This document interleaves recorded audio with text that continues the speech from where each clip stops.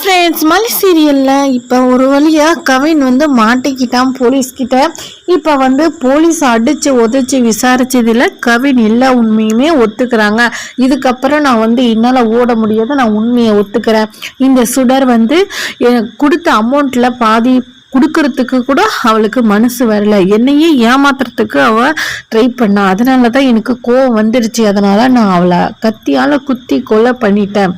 இருந்தாலும் அது யாருக்கும் தெரியக்கூடாது அப்படின்றதுக்காக நான் வந்து அவளை எரிச்சிட்டேன் அப்படின்னு சொல்லிட்டு எல்லா உண்மையுமே கவின் ஒத்துக்கிறாங்க. கண்டிப்பா வந்து இதுக்கான தீர்ப்பு கண்டிப்பா வந்துடுச்சு. இதுக்கப்புறம் வந்து நம்ம மல்லி மேல எந்த தப்பும் இல்லை அப்படின்றது நிரூபிச்சியாச்சு. இப்ப மறுபடியும் பாத்தீங்கன்னா இந்த தீபிகா போலீஸ் ஸ்டேஷன்ல வேலைக்கு போயாச்சு. அங்க பாத்தீங்கன்னா டியூட்டியில ஜாயின் பண்ணிட்டாங்க இல்லையா.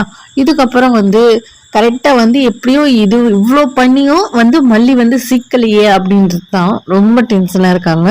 மல்லி வந்து தப்பிச்சிட்டான் அப்படின்ற மாதிரி சொல்றீங்க. உன்னி இந்த தீபக் என்ன சொன்னாங்க, கண்டிப்பா மல்லி வந்து தப்பு செஞ்சிருக்கா, கண்டிப்பா என்கிட்ட மாட்டுவா அப்படின்ற மாதிரி நினைச்சிட்டு இருக்காங்க. இருந்தாலுமே இப்ப வந்து நம்ம வெண்பாவும் நம்ம இந்த தீபிகாவோட பொண்ணும் சேர்ந்துட்டு ஸ்கூல்ல ரொம்ப ஃப்ரெண்ட்ஷிப்பா இருக்காங்க, ரொம்ப நல்ல ஒரு ஃப்ரெண்ட்ஷிப்பா இருக்காங்க.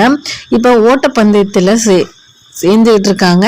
நம்ம விண்பா குட்டி செமையா ஓடுறாங்க.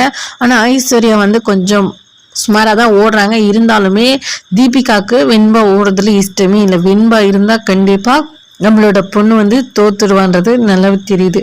அதனால அவன் மல்லி கூட எப்பயுமே மல்லி கூட பேசக்கூடாது, மல்லி வெண்பா கூட பேசக்கூடாது, ரொம்ப ஸ்ட்ரிக்டா தான் இருந்தாங்க. இருந்தாலுமே இப்ப நம்ம வயசுக்கு உடம்பு சரியில்லாத போனதுனால இப்ப கொஞ்சம் இதுவா போயிருக்காங்க. இப்ப இருந்தாலுமே இப்ப நம்ம மல்லி வந்து வெண்பாவும் வயசும் வந்து ஃப்ரெண்ட்ஷிப்பா இருக்கணும்னு தான் நினைக்கிறாங்க. ஆனாலுமே காஃபி ஊத்திடுச்சு. அது மட்டும் இல்லாம சும்மாவே இப்போ ஓட்டப்பந்தயமும் வேற நடக்குதா, அதுல நம்ம வெண்பா ஜெயிக்கணும்னு சொல்லிட்டு நம்ம நாகை எல்லாமே பூஜை எல்லாம் பண்ணிட்டு இருக்காங்க. எல்லாம் நல்லதுக்காக தான். இருந்தாலுமே என்ன பிரச்சனை நடக்க போகுது, இந்த பந்தயத்துல யார் ஜெயிக்க போறாங்க, தீபிகா என்ன செய்ய போறாங்கன்றதை எல்லாம் பார்க்கலாமாக. இந்த வீடியோ பிடிச்சிருந்தா லைக் பண்ணுங்க, கமெண்ட் பண்ணுங்க, மறக்காம சப்ஸ்கிரைப் பண்ணிக்கோங்க ஃப்ரெண்ட்ஸ்.